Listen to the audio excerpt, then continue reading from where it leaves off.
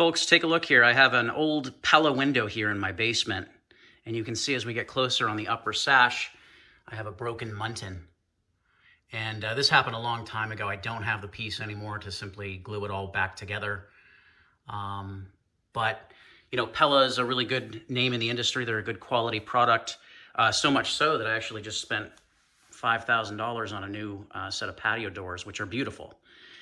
But anyway, I reached out to Pella to see if they could come up with a solution for me, and they suggested that I send the measurements of the glass, and then they could manufacture one. I thought, oh, that's great.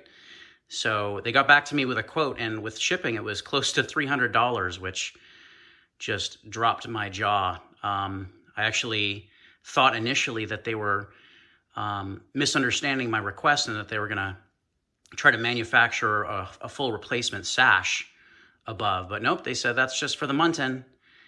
And I said, well, that's not going to work for me. How about you just, charge me for a small piece of the stock, and I'll manufacture it. I'll cut it to size and fit it in place. They said, I'm sorry, the factory can't do that for you. So, I've had some really good customer service experiences out there. Really disappointed by this one. Pella didn't really come through for me on this.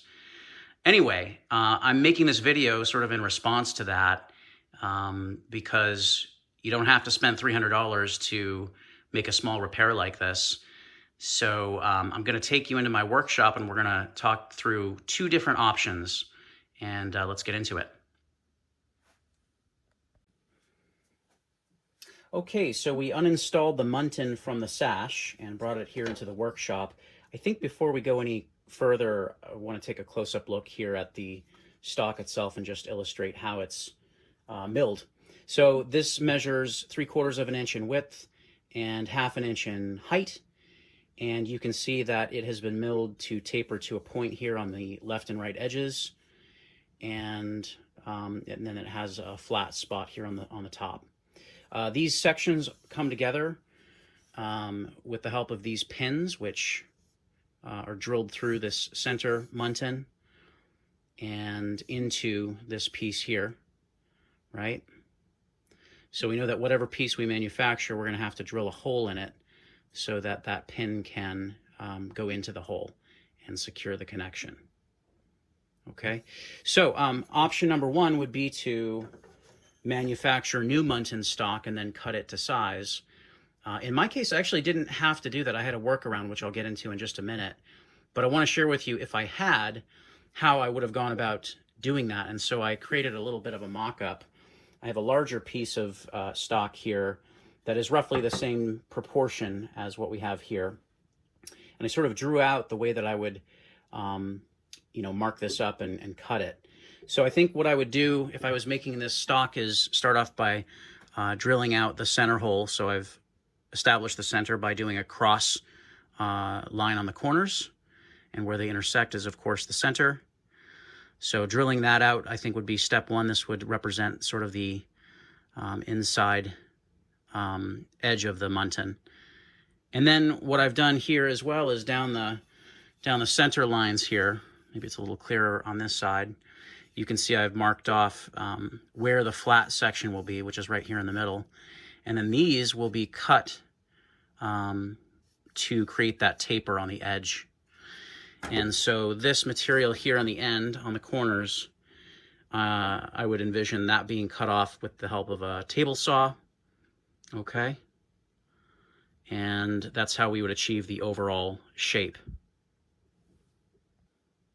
Okay, so you can see that there's a special cut needed here where the Muntin intersects with the main bar because it needs to match the contour of the edge of this Muntin bar here. So to accomplish that, we'll go back to our mock-up here. We have here on the edge a marking of how I would cut this connection here using a miter saw. So pretty straightforward there. Once that's done, that hole is already in place, and then these two pieces should be able to come together perfectly and match up. And just to finish the thought here, the other end of that Muntin piece that you're creating would need to have an angled cut as well. So you would cut that on a miter saw to match the angles that you have on the rest of your muntins.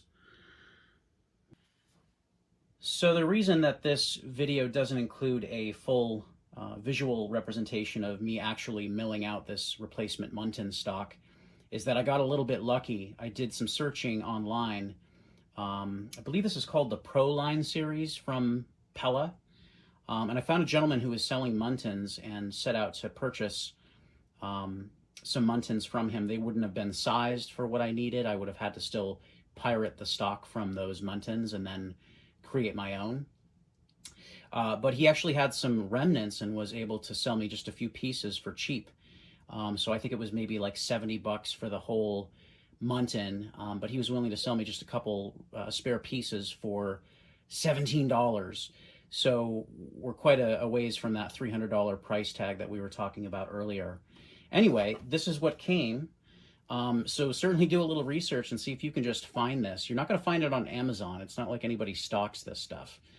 But maybe you'll get lucky. I found this on eBay.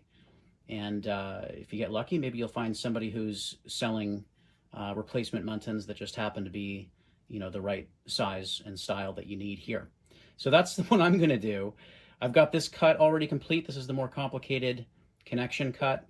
You can see the hole is already drilled out. All I have to do is connect it here, right?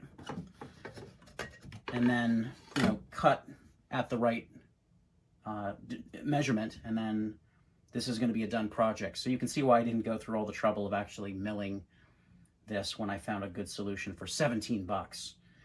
By the way, if you were milling this out, if you had, you know, the table saw and the miter saw and a drill already in your possession, you didn't need to buy those tools. Man, I mean, the cost to buy a piece of, you know, 1 or 2 foot long Muntin, or excuse me, you know, rectangular stock 3/4 by 1/2 inch would be less than 10 bucks. So that's probably the cheapest option if you have all those tools. And if you can't find this Muntin stock for sale anywhere. But anyway, let's get this on the chop saw.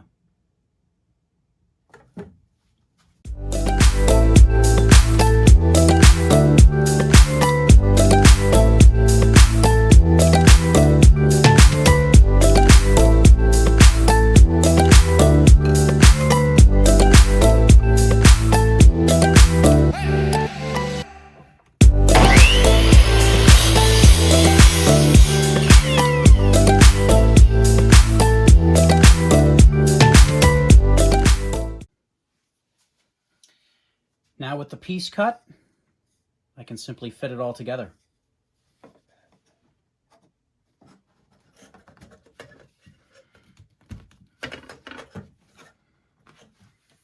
All done.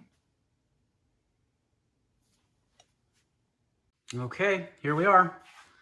Muntin has been installed, project complete, and I saved myself a good chunk of money.